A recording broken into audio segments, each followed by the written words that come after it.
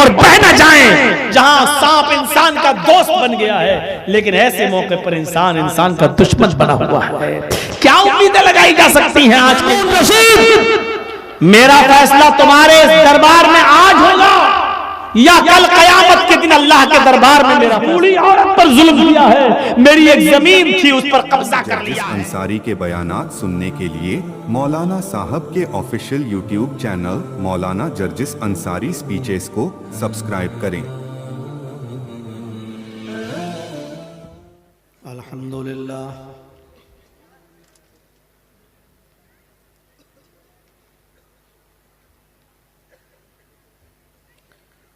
अल्हम्दुलिल्लाह नहमदुहु व नस्तईनुहु व नस्तगफिरुहु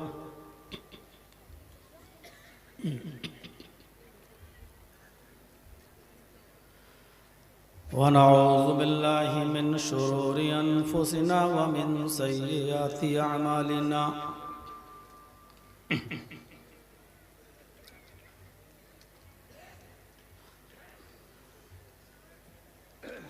मन यहदिहिल्लाहु फला मुज़िल्ल लहु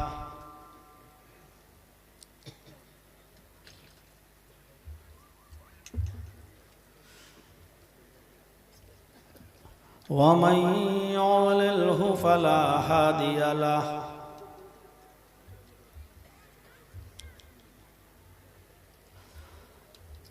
व अशहदु अल्ला इलाहा इल्लल्लाहु वहदहु ला शरीका लहु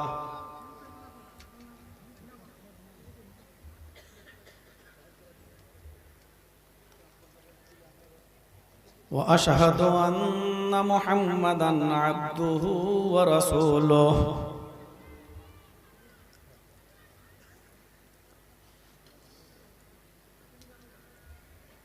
अम्मा बाद फ़इन्न खैरल हदीस किताबुल्लाह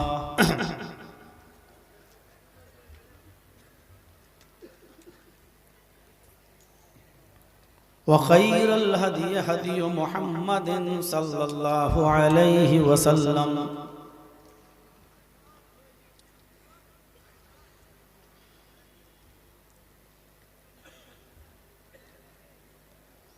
व शर्रुल उमूरि मुहदसातुहा व कुल्लु मुहदसतिन बिदअह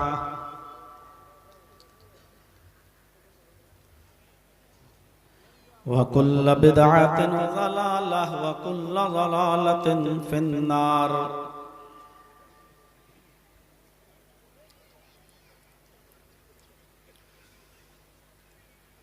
अऊज़ु बिल्लाहि मिनश शैतानिर रजीम। बिस्मिल्लाहिर रहमानिर रहीम।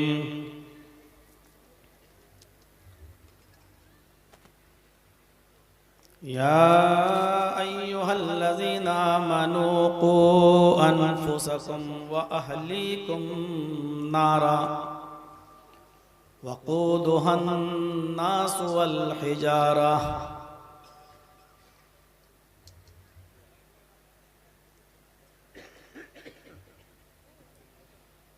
रब्बिश्रह ली सदरी व यस्सिर ली अमरी वहलुल उक़दतम मिन लिसानी यफ़क़हू क़ौली।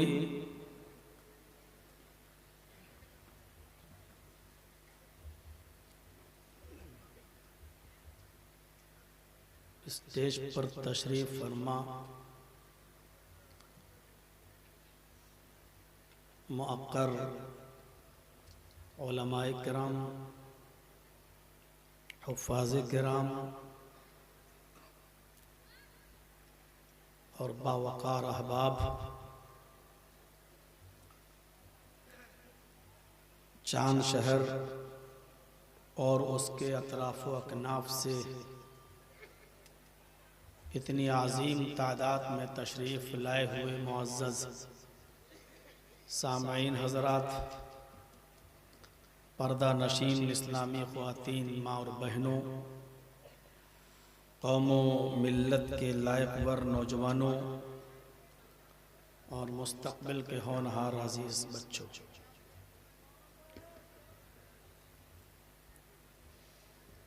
रात के 12:45 बजे तक आपने मुख्तलिफ उलमा को उनके उसलूब व लहजे में उनके अनावीन पर खिताब करते हुए सुना है। अल्लाह हम सबको उस पर अमल की तौफीक अता फरमाए। मुझसे पहले जो खतीब आपके सामने आपके रूबरू थे, उनको दिल्ली से मैंने ही आने के लिए यहाँ गुजारिश की थी। इल्मी शख्सियत हैं, तहरीर में ज़्यादा उनको अबूर है, अच्छा लिखते हैं, तहकीक करते हैं, और अभी तौहीद के मौजू पर वो आपसे खिताब कर रहे थे। ये हमें और हमारे इजलास की कमेटी को ये तय करना चाहिए कि प्रोग्राम में किसको कितना टाइम दिया जाए, और ये भी तय करना चाहिए कि जो तक़रीरें किताब व सुन्नत पर, कुरान व हदीस पर मबनी हों, उनको आप थोड़ा सा टाइम दें, और जो फिल्मी स्टाइलों में गाने पर मुश्तमिल हों उनको आप घंटों टाइम दें, तो आपको भी अल्लाह के यहाँ इसका हिसाब व किताब देना है। इस बात को बहुत गौर से हर इंसान को समझना चाहिए, क्योंकि जलसे आप कुरान व हदीस के नाम पर, किताब व सुन्नत के नाम पर कराते हैं। मुझे उम्मीद है कि आइंदा आप इन चीज़ों का ख्याल रखेंगे। अल्लाह ताला हम सब की इस्लाह फरमाए और हम सब को किताब व सुन्नत पर चलने की तौफीक अता फरमाए।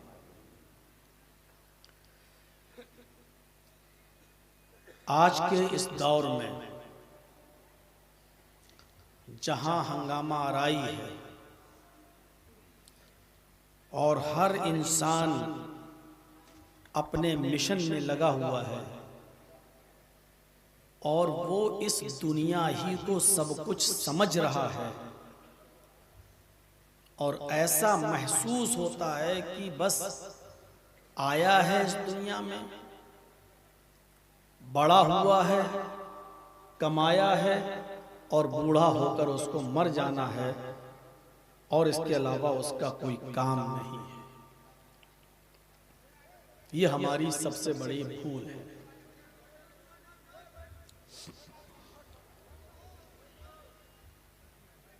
हमें अपने मकसद को समझना चाहिए, और हमें इससे ज्यादा फिक्र उस जिंदगी की होनी चाहिए जिस जिंदगी के लिए हमें इस दुनिया में भेजा गया है, उस जिंदगी को बनाने के लिए।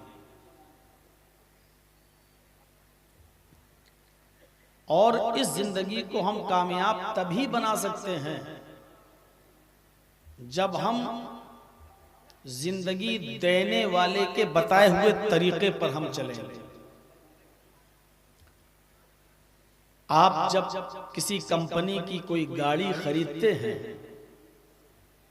और कई लाख रुपए में जब आप वो गाड़ी खरीद कर लाते हैं, तो वो फॉर्च्यूनर, वो स्कॉर्पियो, वो स्विफ्ट, जिस कंपनी की जो 4 व्हीलर आपने ली है, उस गाड़ी के साथ साथ आपको बुकलेट भी देती है, एक किताब भी देती है जिसमें उस गाड़ी के चलाने के तरीके लिखे होते हैं। आपको इस गियर में चलाना है, दूसरे गियर में कब चलाना है, तीसरे गियर में कब चलाना है, नई गाड़ी आप खरीद रहे हैं, शुरू में आपको इस स्पीड में चलाना है, फिर आपको इस स्पीड में चलाना है, और ड्राइवर चूंकि माहिर होता है, जानता है, उसको मालूम होता है कब गाड़ी रोकनी चाहिए, कब गाड़ी नहीं रोकनी चाहिए, किस तरीके से चलाना चाहिए। अगर हम उस गाड़ी को गाड़ी के बनाने वाले कंपनी के तरीके पर नहीं चलाएंगे तो उस गाड़ी का एक्सीडेंट हो जाएगा, खत्म हो जाएगी वो गाड़ी। आप बैठिए और स्टार्ट कर दीजिए, ना दाएं कीजिए ना बाएं कीजिए, छोड़ दीजिए उसको, तो जाएगी और टकराएगी किसी दीवार से, किसी पहाड़ से या किसी खाई में गिर जाएगी। और जब वो तबाह हो जाए, बर्बाद हो जाए, तो आप जाइए और जहां से खरीदे थे आप उससे कहिए कि मैंने इसीलिए खरीदी थी। वो कहेगा आपने चलाई कैसे थी? साहब हमने तो स्टार्ट कर दी, इसको चलना चाहिए। क्या कहेगा? साहब गाड़ी हमने दी थी तो गाड़ी चलाने का तरीका भी बताया था, हमने गाइडलाइन भी दी थी आप। तो इसी तरीके से अल्लाह तबारक व तआला ने हमें ये दुनिया में अगर जिंदगी दी है, हमें बसाया है, हमें पैदा किया है, तो उसने इस जिंदगी को गुजारने का तरीका भी बताया है। और उसने इस जिंदगी को बेहतरीन बनाने के लिए मुहम्मदुर रसूलुल्लाह सल्लल्लाहु अलैहि वसल्लम को, एक माहिर उस्ताद को, एक मुअल्लिम को उसने भेजा है। और जिंदगी की इस गाड़ी को कैसे चलाया जाए उसके लिए एक बुकलेट दी है, एक कानून दिया है, और उस बुकलेट का नाम, उस कानून का नाम है कुरान। हमें कब खाना है, क्या खाना है, कितना खाना है, कब सोना है, कितना सोना है, कैसे रहना है, ये सब कुछ उस बुकलेट के अंदर, उस कानून के अंदर, उस आईन के अंदर मौजूद है। अगर हम इस जिंदगी को उसके बताए हुए उसूल और ज़ाब्ते पर नहीं चलाएंगे, हमारी जिंदगी का एक्सीडेंट हो जाएगा, हम बर्बाद हो जाएंगे। हमें अपनी जिंदगी को कामयाब बनाने के लिए उसकी उतारी हुई किताब को पढ़ना पड़ेगा। और पढ़ना ही नहीं है, पढ़ लिया लेकिन अमल नहीं कर रहे हैं।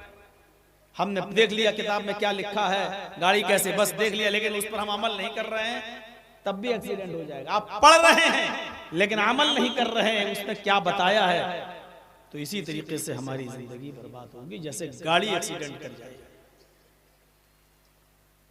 उसने माहिर मुअल्लिम दिया है, हकीम दिया है, डॉक्टर दिया है, जिसका नाम है मुहम्मदुर रसूलुल्लाह सल्लल्लाहु अलैहि वसल्लम। लेकिन अफसोस, अब मैं उठने बैठने नहीं दूंगा, एक तरफ बैठ जाओ। अब तक जो किया किया। कहीं से फोन आ गया क्या?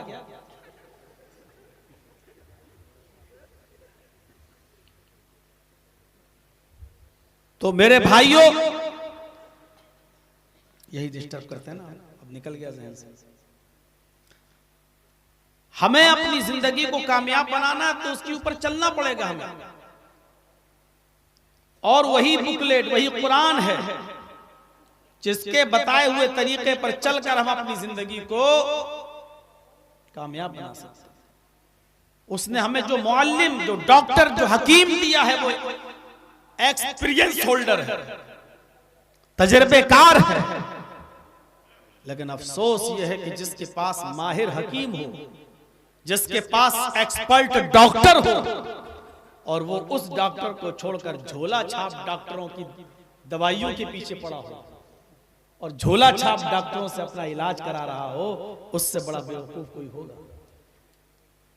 जिसके पास तरीका मौजूद हो कि हमें कैसे रहना है, बच्चों को कैसे रखना है, बेटियों को कैसे रखना है, जिसके पास एक्सपर्ट डॉक्टर की दवाई मौजूद हो, और वो एक्सपर्ट डॉक्टर को छोड़कर वेस्टर्न कल्चर पर, पश्चिमी सभ्यता पर चल रहा हो, अमेरिका और ब्रिटेन के और फ्रांस और स्पेन के नक्शे कदम पर चल रहा हो।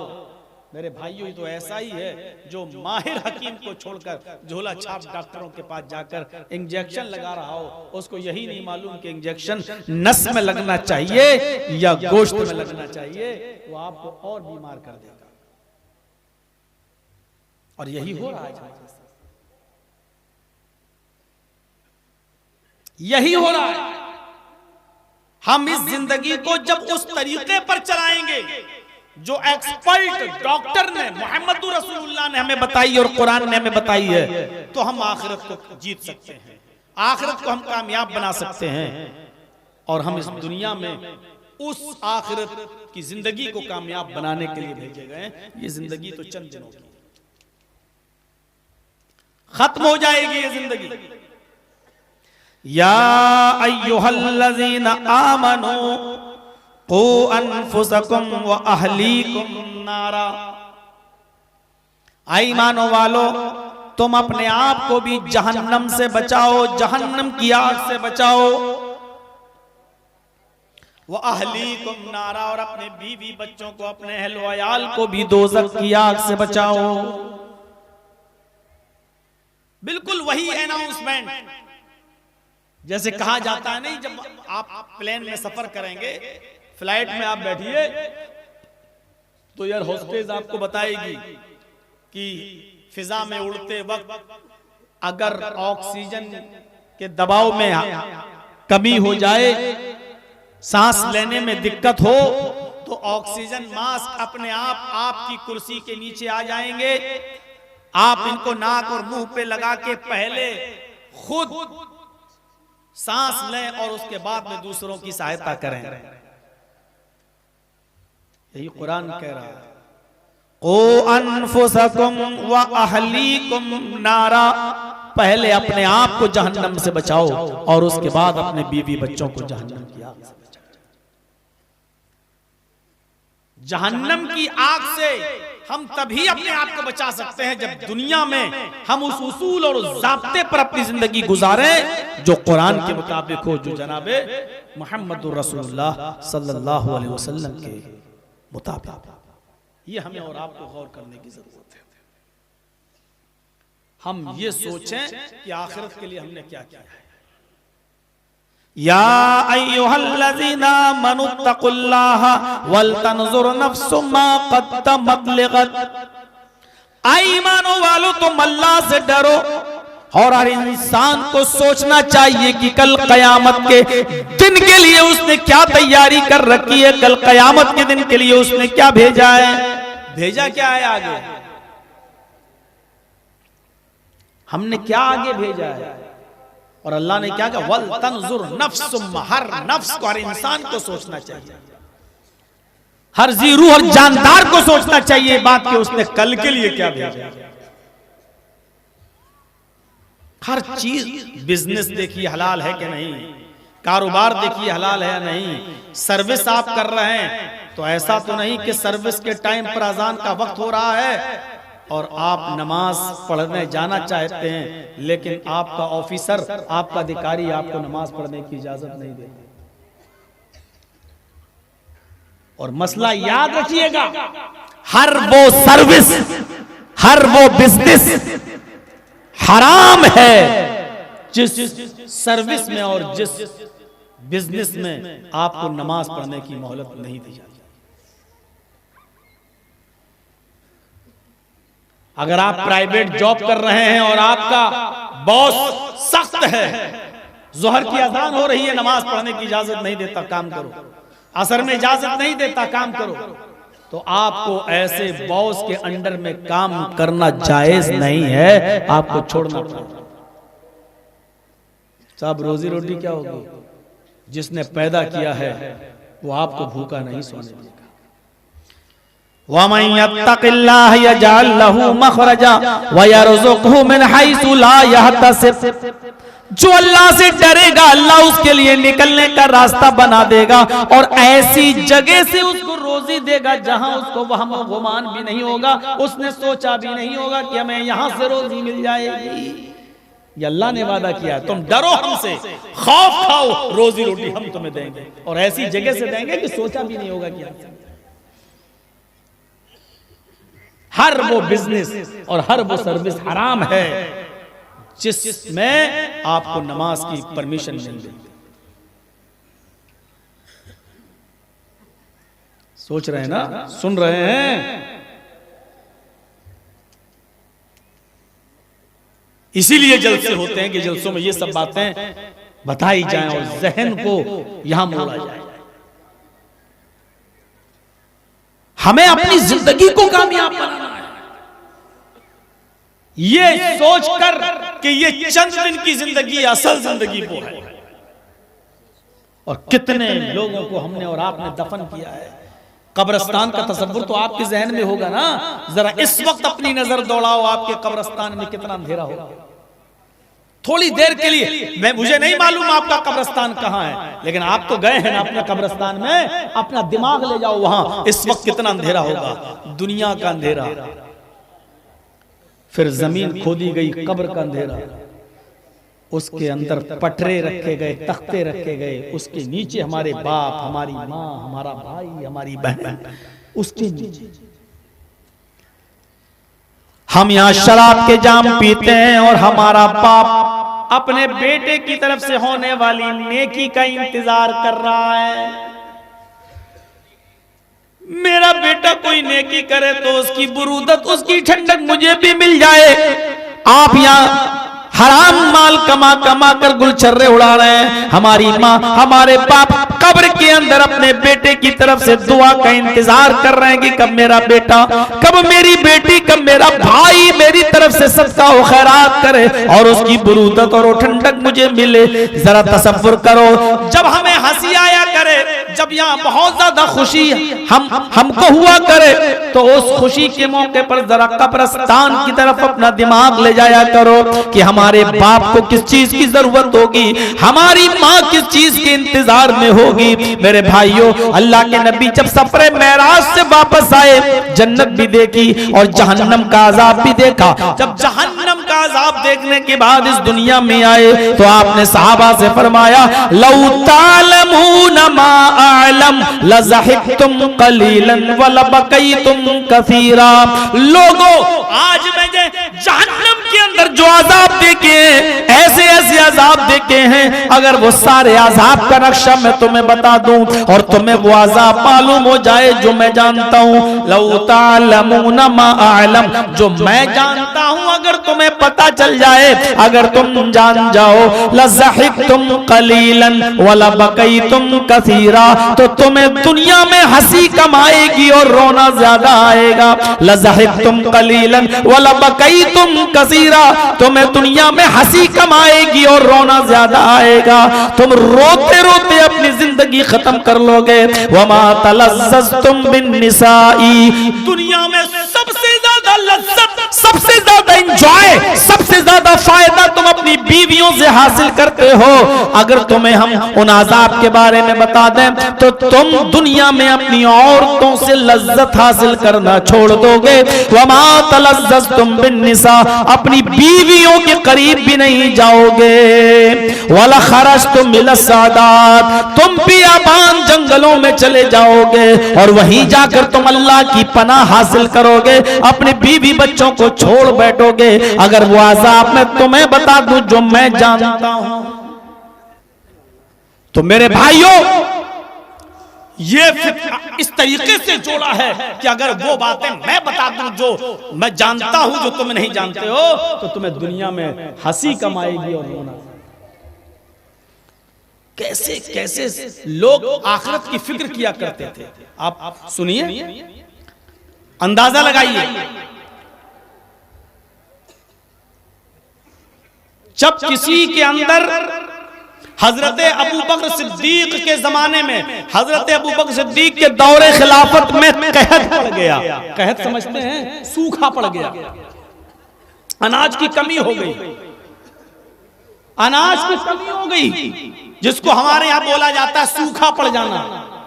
जबरदस्त कहत पड़ गया, लोग परेशान, सुबह खा लें तो शाम को नहीं मिल रहा, शाम को अगर खा लें तो सुबह नहीं, दोपहर में नहीं, फिर दूसरे दिन शाम को चंद टुकड़े मिल जाते हैं। इतना जबरदस्त कहर। हजरत अबू बकर सिद्दीक रज़ी अल्लाह ताला अन्हु फरमाते हैं, लोगों घबराओ नहीं, इंशाअल्लाह अल्लाह कोई रास्ता निकालेगा, अल्लाह कोई सबील निकालेगा। लोगों घबराओ नहीं, अल्लाह का खौफ खाओ, अल्लाह से डरो। कुरान में अल्लाह फरमाता है, जो अल्लाह से डरेगा अल्लाह उसके लिए निकलने का रास्ता बना देगा। अल्लाह से डरो, अल्लाह जरूर कोई रास्ता निकालेगा।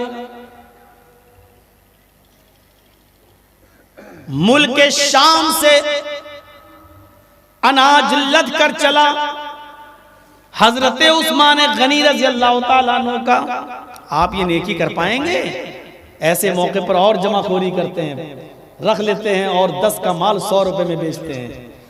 और ऐसा हुआ होगा कोरोना के माहौल में, आपने देखा होगा 10 की चीज आपको 50 और 50 की चीज 100 में भी लोगों ने बेची होगी और आपने खरीदी होगी और आपने भी ऐसा किया होगा। ऐसे मौके पर देखिए आखिरत की फिक्र कैसी होती है। हजरत उस्मान गनी रज़ी अल्लाह ताला अन्हु बड़े अमीर थे, गनी इसीलिए उनका लक़ब पड़ा था गनी, अमीर। उनका गल्ला शाम से चला और मदीने आया और गल्ले में क्या था? 1000 ऊंट गल्ले से लदे हुए, 1 2 नहीं, 10 20 नहीं। इतना बड़ा बिजनेसमैन कौन होगा? आज के दौर का अडानी अंबानी समझ लो, इतने अमीर, इतने दौलतमंद, लेकिन कैफियत क्या थी जरा देखिए।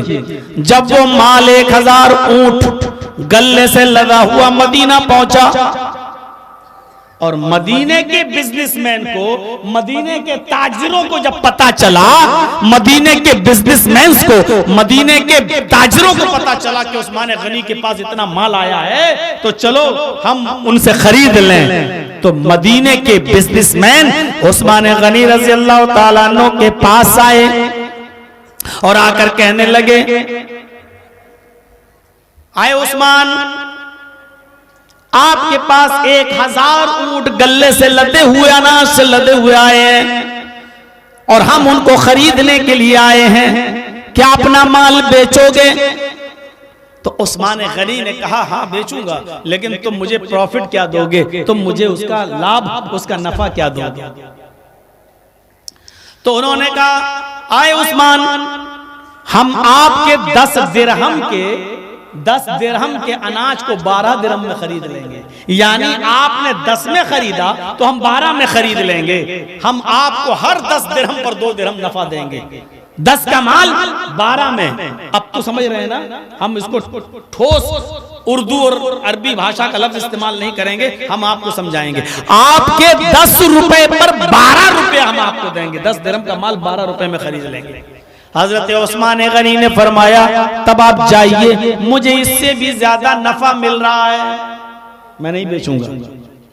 एक तीसरा ताजिर, एक और ताजिर बिजनेसमैन खड़ा हुआ, कहने लगा, उस्मान, हम आपके 10 दिरहम के माल को 13 दिरहम में खरीदने के लिए तैयार हैं। 10 रुपए का माल 13 रुपए में लेने के लिए तैयार। उस्मान गनी ने फरमाया कि मैं उससे भी ज्यादा मुझे नफा मिल रहा है, जाइए, मुझे नहीं बेचना है। एक और उठा, कहने लगा, उस्मान गनी, मैं आपका 10 रुपए का माल 14 रुपए में 10 दिरहम का 14 दिरहम में लेने के लिए तैयार हूं। आपके 10 रुपए पर जो माल आपने 10 में खरीदा, हम 14 रुपए आपको देंगे। उस्मान गनी ने अब भी मना कर दिया। अब लास्ट बोली लगती है, जो सबसे अमीर बिजनेसमैन था, उसने कहा, उस्मान, चलो आखिरी बार, 10 दिरहम का माल 15 दिरहम मैंने ड्योड़े में लेने के लिए तैयार। आपने 10 में खरीदा, मैं 15 में लेने को तैयार हूं। इसका मतलब ये हुआ कि आपने 100 में खरीदा तो मैं 150 देने के लिए तैयार हूं। आपने 1000 में खरीदा तो हम 1500 देने को तैयार हैं। आपने 1 लाख का खरीदा तो हम 1.5 लाख देने के लिए तैयार हैं। इससे ज्यादा तो कोई नहीं दे सकता। हजरत उस्मान गनी ने फरमाया, आप जाओ, मुझे 10 का माल 15 में भी नहीं बेचना है, मुझे इससे भी ज्यादा नफा मिल रहा है, जाइए, मैं नहीं दूंगा। इन लोगों ने सोचा, सारे ताजिर आपस में मशवरा करते हैं, मदीने के बड़े बड़े बिजनेसमैन तो हम ही लोग हैं, तो कौन है जो 15 से भी ज्यादा दे रहा है? मदीने के सारे ताजिर यहाँ मौजूद हैं और 10 से का माल 15 में, इससे ज्यादा कौन है जो दे रहा है? कहा गया है उस्मान मैं जा रहा हूं, ठीक है, लेकिन इतना तो बता दो, इतना तो बता दो कि मदीने के बड़े बड़े ताजिर तो आपके पास मौजूद हैं, बिजनेसमैन, और हमने 10 का माल 15 में लेने के लिए हामी भर ली है। फिर कौन ऐसा है जो 15 से भी ज्यादा आपको दे रहा है? आपने कहा ना कि मुझे इससे भी ज्यादा नफा मिल रहा है, तो ऐसा कौन है जो आपको 15 से भी ज्यादा नफा दे रहा है? फरमाया वो है मेरा अल्लाह। आप तो 10 का 15 दे रहे हो और मेरा अल्लाह 1 का 10 गुना दे रहा है। 1 का माल 10 रुपए में खरीद रहा है, 10 का माल 100 रुपए में खरीद रहा है, यानी उसके यहाँ 1 नेकी का सवाब 10 गुना है। हम 1 लाख का माल कहत में जो लोग सैलाब में कहत साली में जो मुब्तला हैं, अगर हम इनको फ्री में बांटेंगे, फ्री में देंगे, अल्लाह के रास्ते में देंगे, फी सबीलिल्लाह देंगे, तो अल्लाह मुझे 1 दिरहम के खर्च पर 10 दिरहम का सवाब देगा, 100 दिरहम के खर्च पर 1000 का सवाब देगा। तुम 100 पर 150 दे रहे हो, मेरा अल्लाह 100 पर 1000 दे रहा है। तुम 10 पर हमें 15 दे रहे हो, मेरा अल्लाह 10 पर मुझे 100 रुपए का सवाब दे रहा है। तो मैं इसको सबको सदका करूंगा, गरीबों में, मिस्कीनों में, जरूरतमंदों में मैं दूंगा। और उन्होंने अपने पूरे 1000 ऊंट जो गल्ले से लदे हुए थे, सब कहत में जितने लोग परेशान थे, मजबूर थे, सबको फ्री में बांट दिया। कहा मेरा अल्लाह मुझे इससे 10 गुना ज्यादा दे रहा है। मेरे भाइयों, आखिरत की कैसी फिक्र थी और अपने आप को अपने रब से किस तरह जोड़ा करते थे। कहते थे कि मुझे यहाँ जरूरत नहीं है, मुझे वहां जरूरत है, इसलिए आखिरत की फिक्र ने इनको इस तरीके से लालची बना दिया था कि ये दुनिया वालों को 10 का माल 15 में नहीं दे रहे हैं, बल्कि फी सबीलिल्लाह तक़सीम कर रहे हैं। हमारे यहाँ ये जज्बा होगा? हमारे यहां ये जज्बा है? मेरे भाइयों, जिसके अंदर अल्लाह का खौफ नहीं होगा, अपने दुनिया में जो कुछ कर रहा है उसके हिसाब और किताब की फिक्र नहीं होगी, वो आजाद हो जाएगा। कितना खर्च कर रहा है आवाम का पैसा, उसको फिक्र नहीं होगी। आप अपने यहां के मामले को देख लीजिए, हम नाम नहीं लेंगे। पानी की तरफ बहाया जा रहा है पैसा, आवाम का पैसा, हमारा आपका पैसा पानी की तरह बहाया जा रहा है। जब किसी को हिसाब और किताब का डर नहीं तो पानी की तरह बहाता है। आपको एक वाकया बताऊं, सन 1981 का, 1981 का वाकया मैं आपको बतला रहा हूं। सन 1981 में मरकजी हुकूमत का, सेंट्रल गवर्नमेंट का एक मिनिस्टर, एक वजीर मेरठ जाता है। मेरठ यूपी के शहर मेरठ में जाता है और मेरठ के अंदर जो म्यूनिसिपल बोर्ड का जो कमेटी थी, उसने उस मरकजी वजीर को, उस सेंट्रल मिनिस्टर को टी पार्टी कराई। म्यूनिसिपल बोर्ड के अध्यक्ष ने, म्यूनिसिपल बोर्ड की कमेटी ने दिल्ली से गए हुए मिनिस्टर को टी पार्टी, चाय की पार्टी कराई। आपको मालूम होना चाहिए 1981 में उस टी पार्टी की कीमत थी 70,000 रुपए, सिर्फ चाय पर। सन 1981 का 70,000 जोड़िएगा, सन 1981 का 70,000 जोड़िएगा, आज के इस जमाने में 7 लाख के बराबर है। सन 1981 में 81 में 70,000 का जो सोना आप खरीदे होंगे, सन 2024 में उस सोने की कीमत 7 लाख से ऊपर हो चुकी है। उसको आज के हिसाब से जोड़िए, एक मिनिस्टर, उसकी टी पार्टी कराई जा रही है, उसको नाश्ता कराया जा रहा है। उस एक आदमी के नाश्ते में पैसा कितना खर्च होता है? 70,000 रुपए पानी की तरह बहा दिया गया। जब खौफ नहीं है, हिसाब और किताब का डर नहीं, तो पानी की तरह पैसा बहाया गया। और आइए जरा इस्लाम के पहले खलीफा पर नजर डालिए, आओ और इस्लाम के पहले खलीफा पर नजर डालो। 70,000 का जहन में रखना, अपना ये दिमाग में रखिएगा। मैं किसी को भी खड़ा करके पूछ सकता हूं, याद रखिएगा। 70,000 सन 1981 में पानी की तरह बहा दिया। सिर्फ एक मिनिस्टर ने उसकी चाय पानी के लिए 70,000 रुपए पानी की तरह बहा दिया। यानी आज के इस दौर में 7 लाख रुपया बहा दिया गया सिर्फ चाय के नाश्ते में। हजरत अबू बकर को जब खलीफा बनाया गया, मिनिस्टर, खलीफा, चीफ मिनिस्टर, बॉस, अमीरुल मोमिनीन, आज खलीफा बनाया, तय हो गया। अबू बकर सिद्दीक को सबने मिलकर खलीफा चुन लिया, मुंतखब कर लिया। शाम हो गई, गए सब लोग अपने अपने घर में सो गए। कल से दरबार खिलाफत में बैठेंगे, हजरत अबू बकर सिद्दीक लोगों की शिकायत सुनेंगे। लेकिन दूसरा दिन जब आता है, सुबह जब होती है, तो अबू बकर सिद्दीक ने अपने सवारी पर, घोड़ा हो गधा हो जो भी हो, अपनी सवारी पर कपड़े की गठरी लाद दी, कपड़े की गठरी लाद दी और उस पर लाद कर मार्केट में निकल गए, कपड़ा बेचने के लिए चले गए। कौन?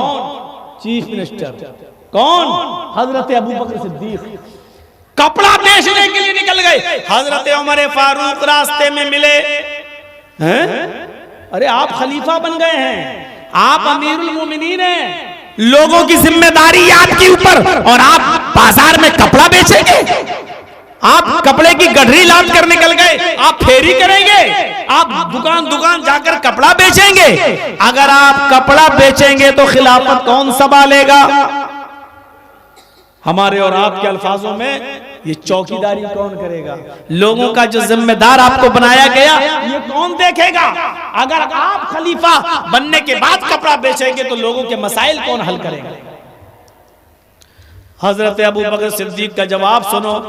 और 70,000 और आज के मौजूदा दौर में 7 लाख, ये भी देखो। हजरत अबू बकर सिद्दीक फरमाते हैं, आए उमर, अगर मैं कपड़ा नहीं बेचूंगा तो मेरे बीवी और बच्चों का गुजर बसर कैसे चलेगा? मैं अगर कपड़ा नहीं बेचूंगा तो मेरी बीवी का गुजर बसर कैसे चलेगा? मेरे बच्चों का गुजर बसर कैसे चलेगा? आखिर कुछ तो होना चाहिए ना। तो हम बिजनेस ना करें, फेरी ना करें, कपड़ा ना बेचे तो हमारे बच्चों का और हमारे घर का खर्चा कैसे चलेगा? क्या खिलाएंगे उनको हम? फौरन मीटिंग बुलाई गई। हजरत उमर फारूक ने मीटिंग तलब की और तमाम लोगों को जमा किया और कहा कि इनके घर का गुजर बसर कैसे चलेगा, ये तो सबको मिलकर सोचना है ना। अगर ये खलीफा बन गए और कपड़ा बेचेंगे तो मामला कौन देखेगा? और जब मामला देखेंगे तो घर का गुजर बसर कैसे चलेगा? ये सबको मिलकर सोचना है। तो सारे लोगों ने फैसला किया, हजरत अबू बकर सिद्दीक को बैतुल माल से इतना इतना वजीफा, इतना इतना राशन मिलना चाहिए जिससे इनका घर का गुजर बसर चलता रहे। एक तनख्वाह मुतय्यन हो गई, महीने में इतने किलो दाल, इतने किलो चावल, मतलब हम एक अपने हिसाब से बतला रहे हैं। उस जमाने में जो चलता था, हम एक राशन का अपने हिसाब से बतला रहे हैं। इतना किलो तेल, इतना किलो घी, इतना किलो आटा, इतना किलो चावल, इतना किलो ये तुम्हें मिलेगा, ये तय कर लिया गया कि इतना तुम्हें दिया जाएगा। एक मामूली सा मामला तय कर दिया गया, ये महीने का तुम्हें राशन मिलेगा। अब आप कपड़ा नहीं बेचोगे, रोजाना यहां बैठोगे और ड्यूटी निभाओगे। ठीक है, कनात ठीक है। 2 दिन गुजर गए, 4 दिन गुजर गए, 5 दिन गुजर गए, पूरा महीना गुजर गया। 1 महीना गुजरने के बाद बीवी ने कहा, अबू बकर सिद्दीक की बीवी ने कहा, ओफो, मौजूदा जमाने की मिनिस्ट्री देखिए, मौजूदा जमाने की चौकीदारी देखिए, मौजूदा जमाने का खर्च देखिए, मौजूदा जमाने के मिनिस्टरों का हाल देखिए, और सीरत तैयबा की रोशनी में, सहाबा किराम की जिंदगी की रोशनी में जरा देखिए कि इनके मामलात क्या थे। 1 महीना गुजर जाने के बाद बीवी ने कहा, कितने दिन हो गए घर में हलवा नहीं बना? सुना होगा अपने मस्जिदों के मौलवियों से 50 बार, कितने दिन हो गए मस्जिद के अंदर हलवा नहीं, कितने दिन हो गए कि हमने हलवा नहीं खाया, आपके घर में हलवा नहीं बना, हलवा खाने का दिल कर रहा है। हजरत अबू बकर सिद्दीक का जवाब सुनिए, मेरी बीवी तुम्हें मालूम है कि बैतुल माल से मुझे इतनी तनख्वाह नहीं मिलती, इतना राशन नहीं मिलता कि मैं हलवा का इंतजाम कर सकूं, इसलिए जो भी रूखा सूखा मिल रहा है उसको खा कर अपना गुजर बसर करो।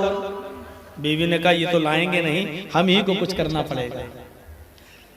जिम्मेदारी शौहर की है। बीवी और बच्चों को अगर मीठा खाने का दिल कर रहा है तो बाप इंतजाम करे, लेकिन बाप का जवाब हमें इतनी तनख्वाह नहीं मिलती, हम नहीं दे सकते हैं। बीवी ने कहा मुझे खुद ही करना पड़ेगा। एक महीने का जो राशन मिला, एक महीना खत्म हुआ, जैसे दूसरा महीना शुरू हुआ पूरे महीने का राशन मिल गया। एक मुट्ठी आज बचाया, एक मुट्ठी कल बचाया, एक मुट्ठी परसों बचाया, एक मुट्ठी उसके बाद बचाया, एक मुट्ठी उसके बाद बचाया। थोड़ा थोड़ा इकट्ठा करती गई, थोड़ा थोड़ा बचाती गई। जितना बनाती थी थोड़ा सा निकाल लिया, दूसरे दिन जितना बनाना था थोड़ा सा निकाल लिया। एक महीने तक चुटकी चुटकी मुट्ठी मुट्ठी निकालती गई। एक महीने के बाद जितना इकट्ठा हो गया, जितना जमा हो गया, उसको मार्केट में जाकर बेच दिया अबू बकर सिद्दीक की बीवी ने, और उसको बेचकर कुछ सामान खरीद कर लाई और घर में हलवा बना दिया। अबू बकर सिद्दीक जब दरबारे खिलाफत से आए, एक मिसाल है आज के हुक्मरानों के लिए ये वाकया। मेरे भाइयों, जैसे अबू बकर सिद्दीक रज़ियल्लाहु ताला अन्हु घर पे आए, अबू बकर, और खाना जब उनकी बीवी ने लगाया तो उसमें हलवा भी लगा। पूछा मेरी बीवी हलवा कहां से आया? कहा कि आप तो लाएंगे नहीं, इसलिए मैंने बच्चों की ख्वाहिश पूरी करने के लिए जितना रोजाना बनाती थी उसमें से चुटकी चुटकी बचाती रही, थोड़ा थोड़ा मैं बचाती गई। एक महीने में 2 किलो इकट्ठा हो गया, तो ये 2 किलो बाजार में बेचकर मैं उसका सामान ले आई, हलवा बनाया। तो फरमाया 2 किलो ज्यादा हो गया था, 2 किलो बच गया। कहा और मेरे घर का पूरे महीने का खर्चा भी चल गया। कहा का इसका मतलब अगर ये 2 किलो मेरी जरूरत से ज्यादा मिल रहा था, इसके बगैर भी मेरे घर का खर्चा चल गया, यानी अगर 2 किलो ये राशन कम मिले तब भी मेरे घर का खर्चा चल जाएगा। गए और 2 किलो राशन उठाकर वापस कर दिया बैतुल माल में, और कहा कि आइंदा महीने से 2 किलो कम देना, क्योंकि मेरे घर का खर्चा 2 किलो कम में भी चाहिए। आजकल हमारी औरतें होंगी तो कहेंगी इसको बताओ ही नहीं, ये कमीना भी जाके दे आएगा। हजरत अबू बकर सिद्दीक ने वो 2 किलो भी वापस कर दिया, सिर्फ इसलिए कि हमें अल्लाह के यहां जवाब। ये कौन सी किताबें पढ़े थे? यही कुरान तो था जिसने जिंदगी दी, उसके जिंदगी देने वाले के बताए हुए उसूल पर चलने वाले लोग थे ये लोग। यहाँ तो ये हाल है कि अगर हम मोबाइल की दुकान खोले बैठे हैं और किसी आदमी का कस्टमर आ गया और मोबाइल दिखाने लगा, तो हमें मालूम है कि 100 रुपए का माल अगर पड़ेगा तो सही हो जाएगा, उसको भी हम 800 रुपए बताते हैं, और धीरे धीरे कम होते होते 500 रुपए में मामला डन। और फिर भी कसम खा के कहते हैं अल्लाह की कसम कुछ बच थोड़ी रहा है, हम आपके लिए इतना रियायत कर दे रहे हैं, वरना इसमें कुछ बच थोड़ी रहा है। 100 रुपए में ठीक होगा, लेकिन हम 800 बताते हैं और 500 में डन। अरे साफ साफ कहिए कि 100 रुपए में ठीक हो जाएगा, लेकिन मैं अपनी तकनीक की कीमत 500 रुपए लूंगा, आपको देना है कि नहीं देना? अल्लाह की कसम कुछ नहीं बच रहा है, आपसे ताल्लुक है, इसलिए आप ये सब कहने की क्या, यहीं से कमाई हराम हो जाती है। आप भले ही 100 रुपए का माल डालकर 800 लीजिए, 1000 लीजिए, लेकिन साफ साफ बताइए, देखिए सही तो हो जाएगा 100 रुपए में, लेकिन मैं 1000 लूंगा, क्योंकि मेरा दिमाग है, मेरी अकल है, मैं इसको इस सिस्टम से सही करूंगा। लेकिन हम उसका भाई मेहनताना हम 900 रुपए और लेंगे, 100 का माल 900 रुपए मेहनत 1000 लेंगे। आप साफ साफ बोल के लीजिए, जायज है आपके लिए। और जहां आपने कहा कि नहीं साहब बच नहीं रहा है, अच्छी कंपनी का डालूंगा सामान, तो 500 रुपए तो इसमें आ ही जाएगा खर्चा, और 100 रुपए के माल में 500 में डन, ये सब क्या है? मेरे भाइयों, आखिरत का ख्याल और आखिरत का डर हमारे और आपके जहनों में बैठा हुआ होना चाहिए। आखिरत का डर और आखिरत का खौफ हमारे दिमागों में और हमारे हमारे जहनों में होना चाहिए। हजरत अबू बकर सिद्दीक के पास जो था सारा का सारा वहां जाकर उन्होंने जमा कर दिया और फरमाया हजरत अबू बकर सिद्दीक ने कि इतना जो है वो हमारे राशन से कम कर लीजिए, हमारे राशन से कम कर दीजिए, क्योंकि इतने कम में भी हमारा राशन कम में भी चल गया मेरा। तुर्कों का एक मशहूर बादशाह गुजरा है, तुर्कों का, उसका नाम था, तुर्कों के उस मशहूर बादशाह का सुल्तान बायजीद। सुल्तान बायजीद के जमाने में इनकी कोर्ट में जो जज था वो एक मौलाना था, उसका नाम था मौलाना शमशुद्दीन रूमी।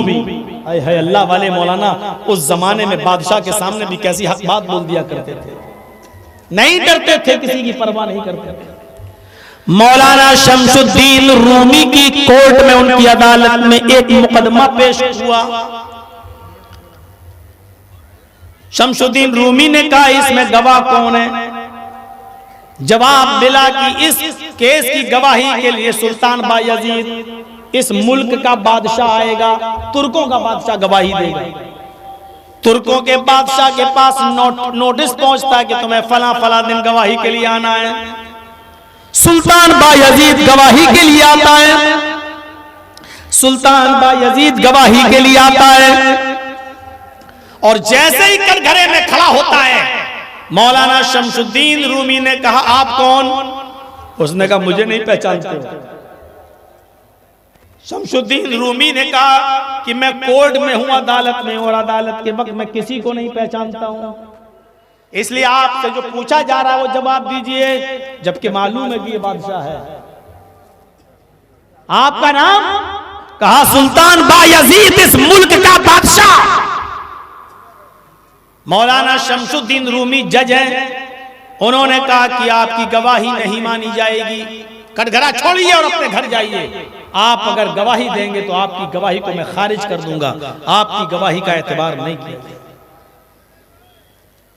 मुकदमा जिसने दायर किया था, दाई से, मुद्दई से कहा कोई और गवाह लाओ, तुमने जो गवाह पेश किया है सुल्तान बायजीद को, बादशाह को, इसकी गवाही मैं खारिज कर रहा हूं, इसकी गवाही नहीं मानी जाएगी। सुल्तान बायजीद कड़कदार आवाज में, बादशाह था, कड़कदार आवाज में कहता है मौलाना मेरी गवाही क्यों गैर मोतबर है, मेरी गवाही क्यों नहीं मानी जाएगी, उसकी वजह क्या है, मेरी गवाही को क्यों आपने खारिज कर दिया? मौलाना शमशुद्दीन रूमी ने जो जवाब दिया वो जवाब सुनिए। कहा सुल्तान बायजीद तुम्हारी गवाही इसलिए नहीं मानी जाएगी क्योंकि तुम पांचों वक्त की नमाज पाबंदी से नहीं पढ़ते हो। कहिए अब थोड़ा सा अगर इसके ऊपर आ जाएं तो अभी बड़े बड़े लोगों की पगड़ियां उछल जाएंगी। अभी थोड़ा सा इसके ऊपर लपकुशाई करने लगे, बोलने लगे तो हो सकता है कि आइंदा साल कसम खा ली जाए कि नहीं बुलाएंगे, ये तो जलसे में जलसे ही वालों की खिंचाई करता है। एक जज और खड़े होकर मौलाना शमशुद्दीन रूमी के सामने बादशाह खड़ा है सुल्तान बायजीद, और मौलाना शमशुद्दीन अदालत की कुर्सी पर बैठकर कह रहे हैं जाओ तुम्हारी गवाही लाएतिबार, कोई मोतबर नहीं है, इसलिए कि तुम पांचों वक्त की नमाज पाबंदी से नहीं पढ़ते हो, इसलिए मैं तुम्हारी गवाही नहीं मान सकता। चले गए, बादशाह निकल गया। जब शाम होती है तो बादशाह खुद चलकर आता है मौलाना शमशुद्दीन रूमी के घर, दरवाजे को दस्तक देता, दरवाजा खोला जाता है, बताया जाता है तुम्हारी गवाही इसलिए नहीं मानी गई क्योंकि तुम पांचों वक्त की नमाज नहीं पढ़ते। बादशाह ने कहा अरे शमशुद्दीन मैं चाहूं तो तुम्हें कत्ल भी करा सकता हूं क्योंकि मैं इस मुल्क का बादशाह हूं, लेकिन मैं ऐसा करूंगा नहीं इसलिए कि तुमने सही बात कही है, लिहाजा आज मैं वादा करता हूं कि पांचों वक्त की नमाजों की मैं पाबंदी करूंगा और आप जो फैसला किए वो बिल्कुल सही फैसला है। आज के बाद इंशाअल्लाह मैं पांचों वक्त का नमाजी बनूंगा। अच्छे लोग बादशाहों में भी हुआ करते हैं, और एक मौलाना की बात मानकर उस बादशाह ने पांचों वक्त की नमाज पढ़ना शुरू कर दी। हक बात बादशाह के सामने बोल रहे हैं कि तुम्हारी गवाही नहीं मानी जाएगी क्योंकि मुझे अल्लाह के यहाँ जवाब देना है, इंसाफ का खून नहीं करना है। ये क्या जज्बा था? उस जिंदगी को बनाने के लिए बादशाह किससे नहीं डर रहा। और अगर बादशाह की बात मान लेते तो बादशाह इनको तौल देता। मेरे भाइयों, अगर वो बादशाह की बात मान लेते, गवाही मान लेते तो बादशाह कितना इनाम देता। लेकिन मौलाना शमसुद्दीन रूमी को इनाम की परवाह नहीं, ये कत्ल करवा देगा इसकी भी परवाह नहीं। हक बात बोलते हैं और कहते हैं मुझे अल्लाह के यहाँ जवाब देना है। ये कौन सी यूनिवर्सिटी से पढ़े हुए लोग थे? ये मौलाना के दिल में ये बादशाह का जो निडर थे और बादशाह से नहीं डर रहे थे, ये बेखौफी, ये निडरता, ये बेबाकी किसने पैदा की थी? ये कौन सी यूनिवर्सिटी की देन थी और कौन से स्कूल की देन थी? ये उसी बुक की देन थी, कुरान करीम। ये उसी गाइड बुक जो कुरान की शक्ल में हमें मिला है, उसी की देन थी। अब्बासी खलीफा में एक खलीफा गुजरा है, मामून रशीद। आप अच्छी तरीके से उसका नाम सुने होंगे। एक था हारून रशीद और एक था मामून रशीद। मैं जो वाक़या सुनाने जा रहा हूं वो मामून रशीद का है। मामून रशीद अपने सियासी मुखालिफिन के लिए बड़ा सख्त था। मेरे भाइयों, मामून रशीद जो अपने सियासी मुखालिफिन के लिए बड़ा सख्त था, किसी को नहीं छोड़ता था, लेकिन आवाम के लिए बड़ा हमदर्द था। आवाम के लिए मामून रशीद के दरबारे खिलाफत में एक बूढ़ी औरत पहुंचती है। मामून रशीद के दरबारे खिलाफत में एक बूढ़ी औरत पहुंचती है और कहती है, आए खलीफा, मेरा फैसला तुम अपने इस दरबार में, इस खिलाफत के दरबार में आज करोगे या कल कयामत के दिन मेरा फैसला अल्लाह के दरबार में होगा। आप थोड़ा सा इधर तवज्जो दीजिए। देखिए उठना शुरू हो गया, जाइए, जिसको निकलना हो अभी निकल जाओ भाई। कैफियत देखिए, मैं जो सुनाना चाह रहा हूं। वो बूढ़ी औरत क्या कहती है, आए खलीफा मामून रशीद, मेरा फैसला तुम्हारे इस दरबार में आज होगा या कल कयामत के दिन अल्लाह के दरबार में मेरा फैसला होगा। मामून रशीद ने कहा बूढ़ी औरत से, माँ क्या बात है, बता, तेरा फैसला मेरे दरबार खिलाफत में आज ही होगा। क्या बात है? कहा आपके दरबार खिलाफत में एक आदमी ऐसा है जिसने मेरे ऊपर जुल्म किया है, इस बूढ़ी औरत पर जुल्म किया है। मेरी एक जमीन थी, उस पर कब्जा कर लिया है। मैंने उसके हाथ जोड़े, पैर जोड़े, मैंने मिन्नत और समानत की, लेकिन उस शख्स ने मेरी जमीन वापस नहीं की है। मेरा फैसला इस अदालत में करोगे या कल कयामत के दिन अल्लाह की अदालत। मामून रशीद कहता है इसी अदालत में होगा तेरा फैसला। है बूढ़ी माँ, बताओ वो आदमी कौन है जो मेरे दरबार खिलाफत में है, बताओ कौन है वो, कौन? जवाब दिया वो आपके बाएं तरफ बैठा हुआ है। आप जिसके बारे में जानना चाहते हैं कि किसने मेरी जमीन पर कब्जा किया, वो आदमी मेरे आपके बाएं तरफ बैठा हुआ है। खलीफा मामून रशीद ने जैसे यूं बाएं तरफ नजर डाली तो उसका बेटा था। यानी बूढ़ी औरत ने जो मुकदमा दायर किया वो उसके बेटे के खिलाफ, मामून रशीद के लड़के के खिलाफ, उसके फर्जंद के खिलाफ। वजीर को हुक्म दिया, मिनिस्टर को, खलीफा मामून रशीद ने इसको उठाओ और बूढ़ी औरत के बगल में खड़ा कर दो। इंसाफ इसको कहते हैं, आदल इसको कहते हैं। मामून रशीद ने अपने बेटे को उठवाया और बूढ़ी औरत के बगल में खड़ा करवा दिया और फरमाया अब तुम दोनों अपना अपना सफाई पेश करो।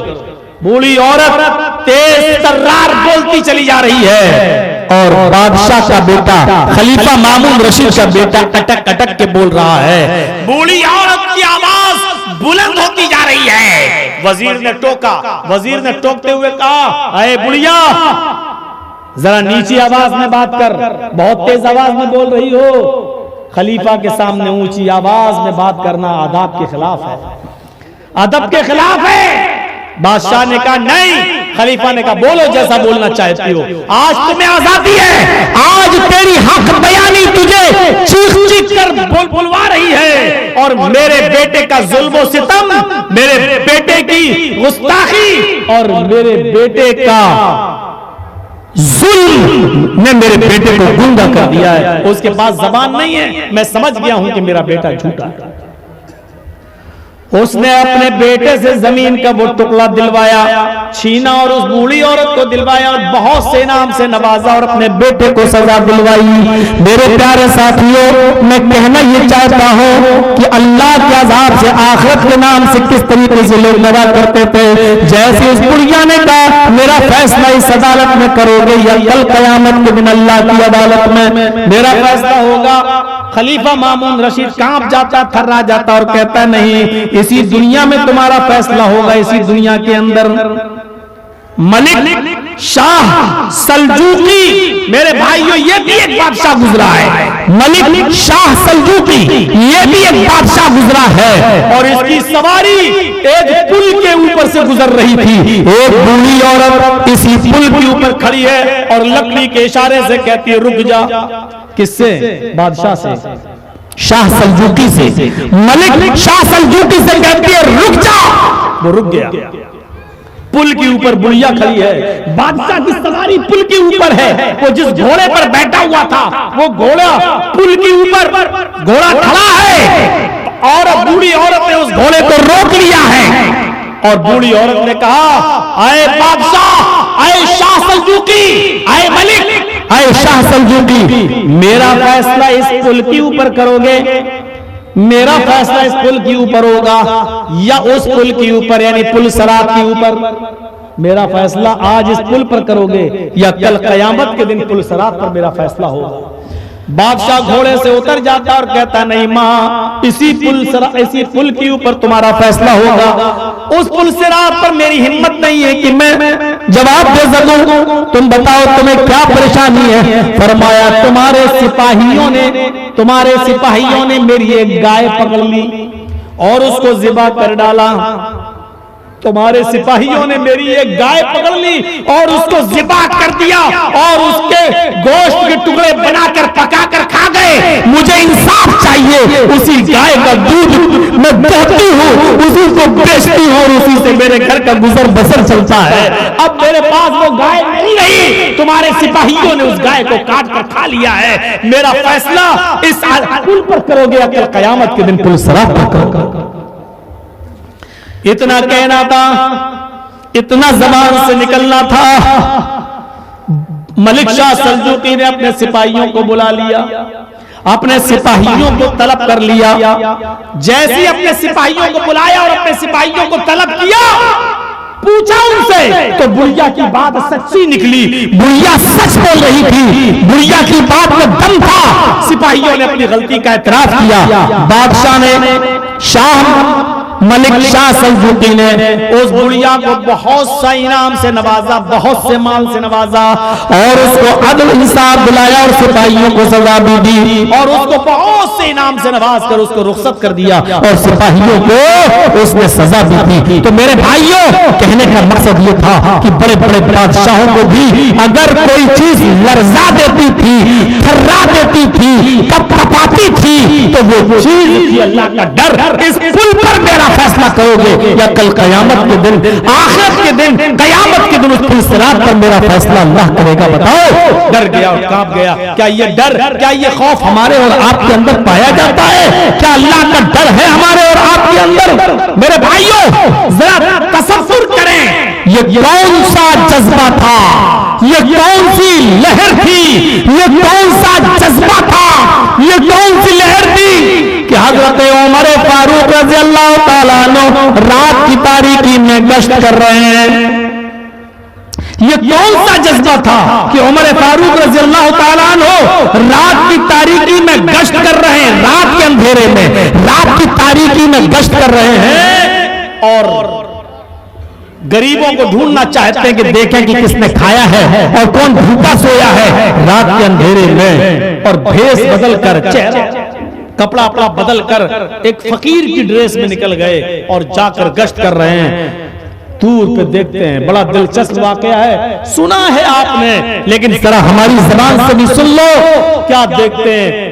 काफी दूर पर एक चूल्हा जल रहा है, काफी दूरी पर एक चूल्हा जल रहा है और उस चूल्हे के पास एक औरत बैठी बैठी हुई है। हजरत उमर उस औरत के करीब जाते हैं तो क्या देखते हैं कि चूल्हा जल रहा है, उस चूल्हे पर हांडी रखी हुई है, हांडी में कुछ पक रहा है, लेकिन उस औरत के बगल में बच्चे रो रहे हैं। उस औरत के बगल में उसके बच्चे रो रहे हैं।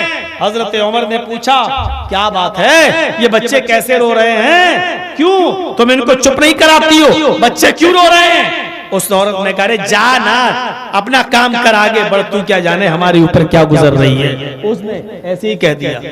आज तो एक दूसरे को पहचान लोगे, मिनिस्टरों को, मंत्रियों को, लेकिन वो औरत हजरत उमर को नहीं पहचान पा रही है। क्या कह रही है? अरे जाओ, तुम क्या जानो मेरे ऊपर क्या गुजर रही है, तुम क्या जानो मेरे ऊपर क्या बीत रही है, तुम्हें नहीं पता, तुम जाओ यहां से, जाओ। हजरत उमर अब उसके पास बैठ गए। बहन, अब तो तुम्हें बताना ही होगा, मैं तुम्हारा दर्द कम करना चाहता हूँ, मैं चाहता हूँ कि तुम्हारे गम में मैं भी शरीक हो जाऊं, मुझे बताओ तुम्हारे ऊपर क्या गुजर रही है। उसने कहा, चलो टाइम भी पास हो जाएगा, कोई है भी नहीं। फरमाया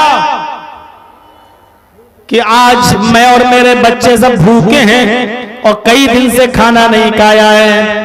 कहा, फिर इस हांडी में क्या पक रहा है? कहा, इस हांडी में कुछ नहीं है, इस नीचे आग जल रही है, पानी उबल रहा है, उसमें एक दो पत्थर पड़े हुए हैं, ये छोटे छोटे बच्चे इस आग को देख रहे हैं और हांडी को देख रहे हैं और ये समझ रहे हैं कि मेरी माँ खाना बना रही है, मैं इनको बहला रही हूँ, फुसला रही हूँ, अभी इनको नींद आ जाएगी और ये भूखे ही सो जाएंगे। मैं इनकी दिल की तसल्ली के लिए मैंने चूल्हे पर हांडी रख दी ताकि इनको पता चल जाए कि इसमें कुछ बन रहा है कुछ नहीं। ढक्कन खोल के देखा तो हकीकत में पानी उबल रहा था और उसमें एक दो पत्थर पड़े हुए थे। फरमाया, तुमने ये बात अमीरुल मोमिनीन को क्यों नहीं बताई? देखिए, आप ये नहीं कह रहे कि मैं ही अमीरुल मोमिनीन हूं। बहन, तुमने ये बात अमीरुल मोमिनीन को क्यों नहीं बताई? तुमने ये बात उमर फारूक को क्यों नहीं बताई?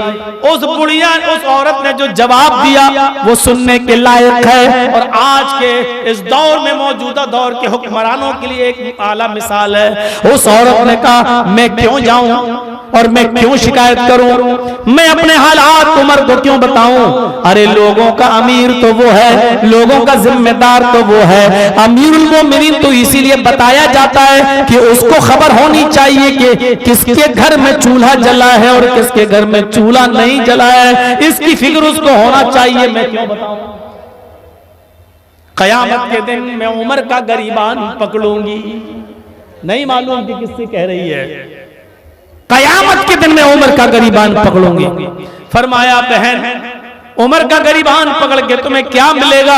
उमर को तो मालूम ही नहीं कि तुम इस हालत में हो। कहती है, क्यों नहीं मालूम? अगर नहीं मालूम है तो उसको इस्तीफा दे देना चाहिए। अगर वो हमारी खबर नहीं लेता है, हमारी खबर नहीं रखता है, हमारे भूख का इंतजाम नहीं करता है, तो उसको अपने अमीरुल मोमिनीन के ओहदे से इस्तीफा दे देना चाहिए।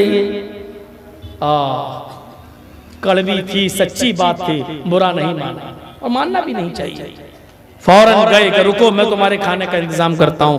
गए, दरबारे खिलाफत में पहुंचते हैं, अपने खातिम असलम से कहते हैं, उठो। उठाया, का एक गल्ले की बोरी निकालो, आटे की बोरी निकालो, इसकी बोरी निकालो, इसमें घी निकालो, इसमें ये निकालो, वो तेल निकालो, सारी चीजें ले ली। फरमाया, इस बोरी को उठाओ, मेरे सर पे ला दो। उनका गुलाम खादिम कहता, असलम, अमीरुल मोमिनीन, मेरे आका, मेरे मालिक, आप इस सामान लाद के ले जाएंगे, जबकि मैं आपका खादिम हूँ, मैं आपका खादिम हूँ, खिदमत करने का काम मेरा है, ये काम मैं करूंगा, आप क्यों कर रहे हैं? ये सामान मैं अपने सर पर लाद कर हाथ में पकड़ कर ले जाऊंगा, आप मेरे पीछे पीछे चलिए, लेकिन सामान मैं ला दूंगा। फरमाया, असलम, नहीं। रोते हुए हजरत उमर फारूक कहते, नहीं, आए खादिम, आए असलम, नहीं, आज ये सामान मुझे लादने दो, मैं अपने कांधे के ऊपर ये बोरी ला दूंगा, ये तेल और ये घी, ये सब मैं अपने हाथ में पकड़ूंगा, इसलिए कि आज एक औरत ने ये कहा है कि कयामत के दिन में उमर का गरीबान पकड़ूंगी। आज उसने मेरा नाम लेकर कहा है, आए मेरे खातिम असलम, आज तो तुम मेरा बोझ उठा लोगे, लेकिन कल कयामत के दिन मेरा बोझ कौन उठाएगा? कल कयामत के दिन मेरा बोझ कौन दूर करेगा? कौन उठाएगा मेरा बोझ? आज मुझे लादने दो। और हजरत उमर फारूक ने सामान लादा। चीफ मिनिस्टर सामान लाद के ले जाए, बहुत आसान है, मोर को दाना चुगा देना।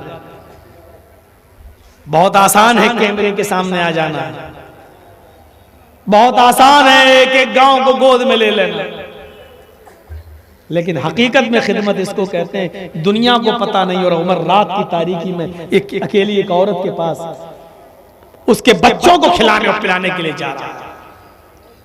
सामान लाद कर उसके घर पहुंच गए वहीं औरत के पास, और जल्दी से कहा बहन पानी लाओ। आटा हजरत उमर गूंद रहे हैं। कहा तवा रखो, तवा रख दिया। कहा बहन तुम पेड़े बनाती जाओ, मैं रोटी बनाता जाता हूं। तुम पेड़े बनाओ, मैं रोटी बनाता जाता हूं। एक पेड़े बना रही है, उमर रोटी बना रहे हैं, और पककर गरम गरम खाना जब तैयार हो गया तो हजरत उमर फारूक ने बच्चों को खिलाया, खाओ। और जब तक वो बच्चे खाकर पेट नहीं भर गया और हंसने नहीं लगे, मुस्कुराने नहीं लगे, हजरत उमर फारूक को सुकून नहीं मिला।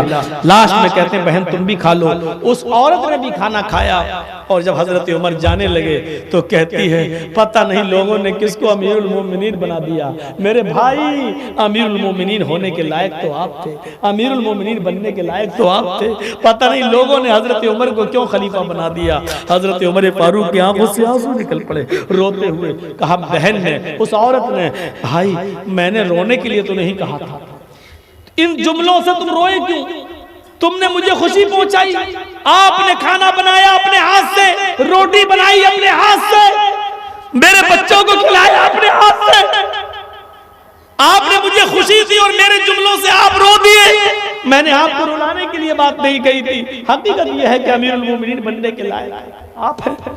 फरमाया मेरी बहन मैं ही अमीरुल मोमिनीन हूं, मैं ही वो उमर हूं जिसका गरीबान पकड़ने की बात कयामत के दिन तूने कही है। आए मेरी बहन उमर को पता नहीं था, मुझे पता नहीं था, इसीलिए खबरगिरी करने के लिए रात में निकला, और तुमने ये कह दिया उमर को पता लगाना चाहिए, उमर को खुद खबर रखनी चाहिए। अरे मैं तो हर रात गश्त करता हूँ, लेकिन मैं तुम तक नहीं पहुंच पाया, इस बात का अफसोस है मुझे। आइंदा ख्याल रखूंगा, बैतुल माल से तुम्हारा वजीफा जारी हो जाएगा, और इस बच्चे का भी वजीफा, बच्चों का भी वजीफा जारी हो जाएगा। मेरे प्यारे साथियों जरा गौर करो कि कयामत के दिन से कैसे लोग डरा करते थे। उस औरत ने इतना कहा कि कयामत के दिन में उमर फारूक का गरीबान पकड़ूंगी, और उमर फारूक कांप जाते हैं और थर्रा जाते हैं, लरस जाते हैं।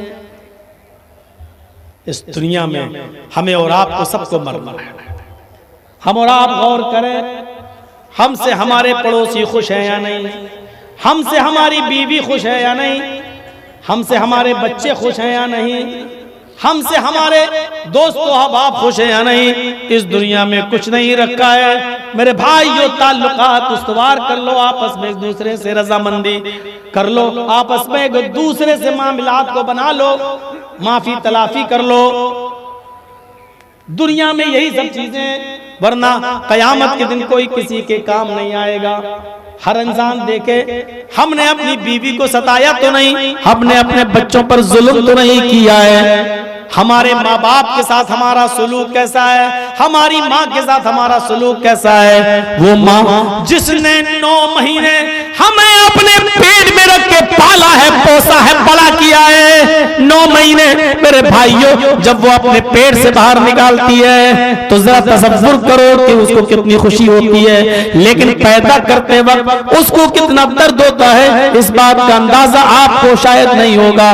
खाने काबा पे, खाने काबा का तवाफ करा रहा एक नौजवान अपनी माँ को, और उसने अपने माँ को जो अंधी थी, लंगड़ी थी, लूली थी, अपाहिज थी, उसने अपनी माँ को अपने कांधों पर सवार कर लिया, अपनी पीठ पर लाद लिया और खाने काबा का तवाफ कर रहा है। खाने काबा का तवाफ करने लगा, खाने काबा का तवाफ करते करते, खाने काबा का तवाफ करते करते वो उमर से टकरा गया। हजरत उमर फारूक ने कहा सॉरी, उस जमाने में चलता था अफवन, माफ करो। फिर तवाफ करते करते दूसरा चक्कर लगा। इस नौजवान ने हजरत उमर से पूछा, अमीरुल मोमिनीन ये मेरी बूढ़ी माँ है, आंखों से अंधी है, पैरों से लंगड़ी है, हाथों से लूली है और अपाहिज है, दांत इसके मुंह में नहीं है, इसने मुझसे कहा कि मुझे तवाफ करना है, तो मैं इसको ले आया। ये चल नहीं सकती है, तो मैंने अपनी पीठ पर इसको लाद लिया और मैं खाने काबा का तवाफ इसको अपनी पीठ पर लाद कर रहा हूँ। क्या अभी भी मैंने अपनी माँ का हक अदा नहीं किया? अमीरुल मोमिनीन, मेरी माँ पेशाब करती है, उसके गंदे कपड़े को मैं धुलता हूँ। मेरी माँ लेटरीन इसी बिस्तर पे कर लेती है क्योंकि वो चल नहीं पाती, उसकी उस गंदगी को मैं साफ करता हूँ। अमीरुल मोमिनीन, अपनी माँ के लेटरीन और पेशाब करने के बाद उसकी गंदगी की जगह को मैं धुलता हूँ, साफ करता हूँ। अमीरुल मोमिनीन, मेरी माँ के लिए खाना मैं बनाता हूँ और उसको खिलाता हूँ। क्या अभी भी मैंने अपनी माँ का हक अदा नहीं किया? क्या अभी भी अल्लाह मुझसे मेरी माँ के बारे में सवाल करेगा? क्या अभी भी मेरी माँ का हक अदा नहीं हुआ? तो हजरत उमर फारूक मुस्कुराते हैं और मुस्कुराते हुए कहते हैं, तू अपनी माँ के हक के बारे में पूछना चाहता है? हाँ, ये जानना चाहता है कि अब भी मेरी माँ का हक अदा हुआ या नहीं? तो सुन, तेरी माँ जब तुझे पैदा कर रही थी, तू जिंदगी के बारे में कहता है, तेरी माँ जब तुझे पैदा कर रही थी, तेरी माँ जब तुझे जन्म रही थी, जब तुझे पैदा कर रही थी, तो पैदा करते करते उसको जो दर्द हो रहा था, आप मालूम करें, नॉर्मल डिलीवरी जब होती है, नॉर्मल ऑपरेशन वाली नहीं, नॉर्मल डिलीवरी, तो औरत को कितनी तकलीफ होती है बच्चा पैदा करने की, दर्द ज़ेह। फरमाया हजरत उमर ने, जब वो तुझे जन रही थी, पैदा कर रही थी तेरी माँ तुझे अपने पेट से, तो उसको जो दर्द हो रहा था, उस दर्द में तेरी माँ ने जो चीख लगाई, जो पहली आवाज अपने मुंह से लगाई, दर्द की, तेरी माँ के मुंह से निकलने वाली जो आवाज थी, आह पहली, तो पूरी जिंदगी के बारे में सवाल करता है? अभी तो तूने अपनी माँ की उस पहली आह का भी हक अदा नहीं किया। पेशाब करने के बाद उसको तू धोता है, लेटरीन अपनी माँ की तू धुलता है, उसकी गंदगी को तू साफ करता है, उसको अपने हाथ से खाना पकाकर अपने हाथ से उसके मुंह में तू रखता है, अपनी पीठ पर लाद कर खाने काबा का तवाफ तू करा रहा है। फिर भी अभी तक तूने अपनी माँ की उस पहली आह का भी हक अदा नहीं किया। पूरी जिंदगी का हक क्या अदा करेगा तू अपनी माँ का? कितनी आसानी से आज हम कह देते हैं माँ से, बीवी ने कुछ कह दिया, माँ ने कहा, बेटा क्या बात हो गई? अरे जा यार, तू नहीं समझेगी, चल चुप रह। अरे हम लोगों तू नहीं समझेगी, अपनी माँ को कितनी आसानी से कह देते हो, चल तू नहीं समझेगी। अरे जब तुम छोटे थे और रोते थे, बिस्तर पर पेशाब कर लेते थे और रात में रोते थे, तो माँ उस रोने से पता लगा लेती थी कि मेरे बेटे के कहीं दर्द हो रहा है, या भूख की वजह से रो रहा है, या उसने अपने बिस्तर पर पेशाब कर दिया। रोने से माँ पता लगा लेती है, ये रोना बिस्तर को गीला कर दिया, उठाया और अपनी सूखी जगह पर लिटा लिया और अपने गीले जगह पर, तुम्हारी गीली जगह पर खुद लेट गई। जब तुम रोते थे तो पता लगा देती थी कि ये दर्द की वजह से रो रहा है या भूख की वजह से रो रहा है। अरे वो तो तुम्हारी आवाज उस वक्त भी समझती थी जब तू बोलना नहीं जानता था। अरे माँ से बड़ा कोई डॉक्टर ही नहीं है, अल्लाह की कसम माँ से बड़ा कोई डॉक्टर नहीं है, रब्बे काबा की कसम माँ से बड़ा कोई डॉक्टर नहीं है। माँ बच्चे के रोने की आवाज से पता लगा लेती है बच्चा दर्द से रो रहा है या भूख से रो रहा है, या उसने पेशाब कर रखा है, गीली जमीन हो गई है, बिस्तर हो गया, उसकी वजह से रो रहा है। माँ उसके रोने से पता लगा लेती है। और आज तू इतना बड़ा हो गया है कि अपनी माँ से कह रहा है तू नहीं समझेगी। अरे चल चल तू नहीं समझेगी, अरे तू क्या जाने, आज तुम इतने बड़े हो गए हो कि अपनी माँ से ये जुमले कहते हो। मेरे भाइयों, यहया बरमकी और फजल बरमकी दोनों बाप बेटे थे। यहया बरमकी और फजल बरमकी ये दोनों बाप बेटे थे। फजल बरमकी और यहया बरमकी को दोनों को मामून रशीद का जब इताब आया, मैंने कहा ना अपने सियासी लोगों के लिए, दुश्मनों के लिए बड़ा सख्त था मामून रशीद, अपने सियासी दुश्मनों को नहीं छोड़ता था, लेकिन आवाम के लिए बहुत अच्छा था। जब मामून रशीद का किताब आया तो यहया बरमकी और फजल बरमकी दोनों को जेल में डाल दिया गया। दोनों को जेल में डाल दिया गया। अब मैं आपको जो चीज बताने जा रहा हूं उसको जरा देखिएगा। यहया बरमकी और फजल बरमकी दोनों बाप बेटे हैं, जिसमें यहया बरमकी तो बाप है और फजल बरमकी उसका बेटा। यहया बरमकी बहुत बूढ़े हो चुके हैं, लेकिन पांचों वक्त के नमाजी हैं। जेल के अंदर भी वो फजर की नमाज नहीं छोड़ा करते थे और तहज्जुद की नमाज नहीं छोड़ा करते थे, लेकिन जेल के अंदर गर्म पानी का कोई इंतजाम नहीं था। अब उनको वुजू बनाना होता था। वुजू कैसे बनाएं? ठंडे पानी, और रात में अगर पानी रख दिया जाए सुबह के लिए तो ठंडे पानी से वुजू बनाना बड़ा मुश्किल होता था। तो आप सुनिए माँ बाप की खिदमत कैसे की जाती थी। आज ये तसव्वुर आप कर सकते हैं अपने बाप के लिए? अपने बाप को रुलाते हो, अपने बाप की आंखों में आंसू लाते हो। अरे तुम चाहे कितनी नमाजें पढ़ लो, कितने रोजे रख लो, अगर तुम्हारा बाप इस दुनिया में तुमसे खुश नहीं है तो माफ कीजिएगा, कोई इबादत अल्लाह के यहाँ कबूल नहीं है। फजल बरमकी रात को ईशा की नमाज के बाद तांबे के लोटे में, तांबे के बर्तन में, तांबे के लोटे में पानी भर लिया करते थे और ईशा की नमाज के बाद खाना ना खाकर जेल के अंदर इनको इनके रूम में बंद कर दिया जाता था। तो जब देखते थे कि मेरे बाप फजल बरमकी, यहया बरमकी सो गए, फजल बरमकी ने देखा जब मेरे बाप सो गए, अब ये सुबह उठेंगे फजर की नमाज पढ़ने, तो फजल बरमकी अपने बाप यहया बरमकी के पानी के गर्म करने के लिए जानते हो क्या करते थे? ईशा की नमाज के बाद वो तांबे के लोटे को लेते थे और अपना पेट खोल लेते थे और तांबे के लोटे को अपने पेट पर ऐसे लगा लिया करते थे, ऐसे कि पेट की गर्मी से सुबह फजर की अजान तक इस पानी में थोड़ी सी गर्मी आ जाएगी, इसकी ठंडक खत्म हो जाएगी। अपने बाप के पानी के गर्म करने के लिए, अपने बाप के वुजू के पानी के लिए कि गर्म पानी मिले, और जेल में गर्म पानी का इंतजाम न था, इसलिए वो अपना पेट खोलकर तांबे के लोटे को अपने पेट में लगा लिया करते थे और सुबह फजर तक लगाए रहते थे। और जब उनके अब्बू उठते थे नमाज के लिए फजर की, तो वो पानी का लोटा जल्दी से दे दिया करते थे, अब्बू जल्दी से वुजू बनाइए वरना पानी ठंडा हो जाएगा। तो कुछ गर्मी उसमें आ जाया करती थी, थोड़ी बहुत, वो पानी उनको दे दिया करते थे। उन्होंने रातों को जागना अपना मामूल बना लिया था अपने बाप की खिदमत के लिए। हम कहाँ हैं? हम तो अपनी बीवी के रूम में सोते रहते हैं और ये पता भी नहीं होता कि मेरा बाप किस तरीके से रातें गुजार रहा है, मेरे बाप के ऊपर क्या गुजर रही होगी। हम तसव्वुर करें और सपने देख रहे हैं जन्नत में जाने के। जन्नत इतनी आसानी के साथ हमें और आपको मिल जाएगी। आखिरत की इतनी फिक्र हो, इतनी फिक्र हो, जैसे नाम लिया कल कयामत के दिन में उमर का गरीबान पकड़ूंगी, उमर डर गए।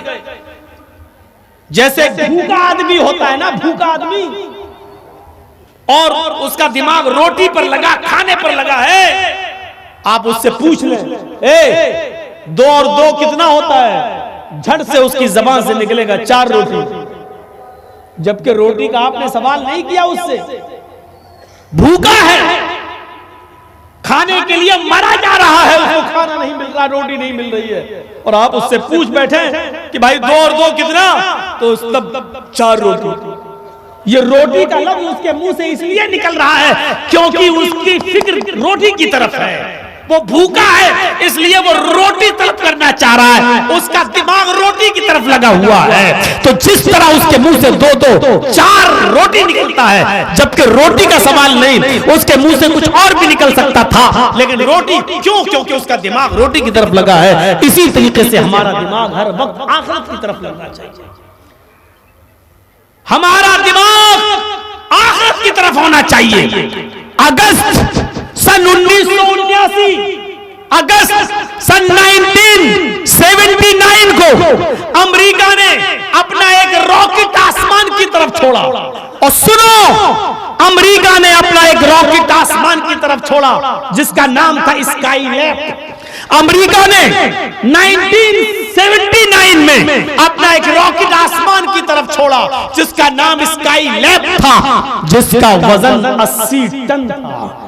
याद रखिएगा, मैं पूछ नहीं रहा हूं, मैं जानता हूं कि रात कब 1 बजे के बाद आपकी हिम्मत जवाब देती है, और अब जल से 12 और 1 बजे के बाद कहीं होते भी नहीं हैं। अब खत्म हो गया वो जमाना, रात भर आप इंतजार कर सकें। लेकिन सुनिए, 80 टन था उसका वजन। कितना वजन था उसका? 80 टन। कब छोड़ा? 1979 में, 1979 में। ये स्काई लैब आसमान की फिजाओं में उड़ता हुआ बहुत ऊपर चला गया, लेकिन अचानक अमेरिका ने ऐलान किया। अमेरिका की तरफ से अनाउंसमेंट होता है, स्काई लैब का ने अपना कंट्रोल छोड़ दिया है। स्काई लैब को जो चीज कंट्रोल में रखे हुए थी और जो चीज हवा में उड़ रही थी, स्काई लैब को लेकर परवाज कर रही थी, उससे स्काई लैब का कंट्रोल हट गया है। अब वो 80 टन का रॉकेट, 80 टन का स्काई लैब बहुत तेजी के साथ आसमान से नीचे की तरफ गिर रहा है। लिहाजा आप अपनी अपनी जानों की फिक्र करो, अपनी अपनी जानों को बचाओ। अमेरिका ने ऐलान किया, अमेरिका में यह खबर रेडियो के जरिए पूरी दुनिया में फैल गई। Hindustan, Pakistan, America, Australia, Africa, German, France, Britain, मिस्र, इराक, ईरान, और कौन सा दुनिया का ऐसा मुल्क है जो इस खबर को सुनकर जिसके होश न उड़ गए हों। हर आदमी आसमान की तरफ देख रहा था कि कहीं मेरे ऊपर न गिर जाए, कहीं 80 टन का ये रॉकेट कहीं मेरे सर पर ना, मेरे घर पे न टूट जाए, पूरा बिल्डिंग गिर जाएगी, पूरा मेरा घर, मेरी बिल्डिंग मलबे में बदल जाएगी। हर आदमी को फिक्र होने लगी। मेरे भाइयों, मैं ये बताना चाहता हूं, 80 टन का वो स्काई लैब जब ऐलान हुआ कि ये जमीन पर गिरने वाला है और कभी भी गिर सकता है और कहीं दुनिया की किसी भी मुल्क में गिर सकता है, तो मुल्क को फिक्र नहीं, हर आदमी को अपनी फिक्र हो गई है। फिर हमें जहन्नम की फिक्र क्यों नहीं होती है? फिर हमें आखिरत की फिक्र क्यों नहीं होती है? दुनिया के मामले में हम जितना डरते हैं, आखिरत के मामले में हम अल्लाह तबारक व तआला से उतना क्यों नहीं डरते? उतना खौफ हमें अल्लाह आखिरत के मामले में क्यों नहीं आता? आना चाहिए, वही चीज होनी चाहिए। हम अपने आप को भी बचाएं और अपने बीवी बच्चों को भी बचाएं। आज से तकरीबन 30 साल पहले का वाकया मैं आपको बताता हूं। आज से तकरीबन 30 साल पहले का वाकया हमारे उत्तर प्रदेश के शिमाली इलाके में, यही बस्ती गोंडा साइड में है, एक बहुत बड़ा पानी का सैलाब आया। पूरे गांव के गांव बह गए, कई लोग उसमें डूब के मर गए, मवेशी बह गए, चौपाए बह गए। बहुत बड़ा सैलाब था, पानी का सैलाब। आज से तकरीबन कोई 30-35 साल पहले उत्तर प्रदेश के मशरकी इलाके में, शिमाली यानी उत्तरी इलाके में आया। उत्तरी इलाके में मेरे भाइयों, उसी सैलाब के अंदर एक मंजर ऐसा देखा गया कि उसी डूबते हुए सैलाब के अंदर एक पेड़ पानी में डूबा हुआ है। एक पेड़ पानी में डूबा हुआ है और उसके चारों तरफ पानी पानी है, और उस पेड़ की एक टहनी पर एक आदमी बैठा हुआ है और उसकी दूसरी टहनी पर सांप बैठा हुआ है। यही ये है, यहां आदमी है और यहां सांप है। नीचे पानी बह रहा है, आदमी टहनी छोड़ नहीं सकता, छोड़ेगा तो नीचे गिरेगा और पानी सैलाब में बह जाएगा। इस डूबते हुए पेड़ पर सिर्फ एक आदमी बैठा है, टहनी को पकड़े हुए है, और जिस टहनी को पकड़े हुए है उसी टहनी के ऊपर सांप भी जहरीला। लेकिन हालत, सांप इंसान का दुश्मन और इंसान सांप का दुश्मन, लेकिन हालत ऐसी है, न सांप इंसान को डस रहा है, न इंसान सांप को कुछ कह रहा है। अगर ये टहनी हिला दे तो इसको डर लग रहा है ये टहनी टूट न जाए और गिर न जाए। और सांप इसलिए नहीं डस रहा है कि अगर इसको हमने काटा तो कहीं इसने अपना हाथ पैर चलाया तो हम नीचे न गिर जाओ, पानी में बह जाए। गौर करो, सांप तक अपनी जान बचाने के लिए उस टहनी पर बेसुध पकड़ा है, और इंसान सांप को देख रहा है और सांप इंसान को देख रहा है। लेकिन दूसरी तरफ मंजर यह है कि उसके बगल वाले गांव में ऐसे लोग भी थे कि आए और इन मजबूर और बेबस लोगों से कहने लगे कि अपना सामान मुझे दे दो, हम इसकी हिफाजत करेंगे और रख देंगे, क्योंकि तुम्हारे घर तो बह गए, तुम्हारे मवेशी तो बह गए, जो सामान तुम्हें बचा हुआ है वो हमें दे दो, हम उसकी हिफाजत करेंगे, और जब तुम यहाँ से आओ तो हमारे घर आ जाना, हम तुम्हारा सामान तुम्हें वापस कर देंगे, तुम अभी अपने घर को देखो। उन लोगों ने उन पे भरोसा कर लिया और अपना सामान उनको दे दिया। वो लोग सामान को लेके रफू चक्कर हो गए और चंपत हो गए, भाग गए। ऐसे नाजुक मोड़ पर एक इंसान को खाए जा रहा है, एक इंसान को खाए जा रहा है। मजबूरी का फायदा भी नहीं, मजबूरी भी नहीं देखी कि इनकी गाय बह गई, इनकी बकरियां बह गई, इनके घर बह गए, बेटा बह गया तो बेटी बच गई, भाई बह गया तो बहन बच गई, बाप बह गया तो माँ बच गई। और ऐसे नाजुक मोड़ पर कुछ बदतमीज और नालायक जालिम किस्म के इंसान इनके घरों से भी सामान उठाकर ले गए और रफू चक्कर हो गए, इनकी मजबूरी को भी नहीं देखा। जहां एक इंसान सांप को नहीं मार रहा है और सांप इंसान पर हमला नहीं कर रहा है, दुनिया ने ये मंजर भी देखा और वहां के लोगों ने ये मंजर भी देखा, लेकिन इंसान ऐसे मौके पर भी अपना कमीनापन दिखा रहा है। सांप इंसान को नहीं डस रहा है कि हम कहीं गिर न जाएं और बह न जाएं। जहां सांप इंसान का दोस्त बन गया है, लेकिन ऐसे मौके पर इंसान का दुश्मन बना हुआ है। क्या उम्मीदें लगाई जा सकती हैं आज के इंसानों से? क्या तवक्कुआत लगाई जा सकती हैं आज की इंसानियत से? मेरे प्यारे साथियों, जरा तसव्वुर करो, सोचो कि हम किस दुनिया में रह रहे हैं। यही हाल है आज।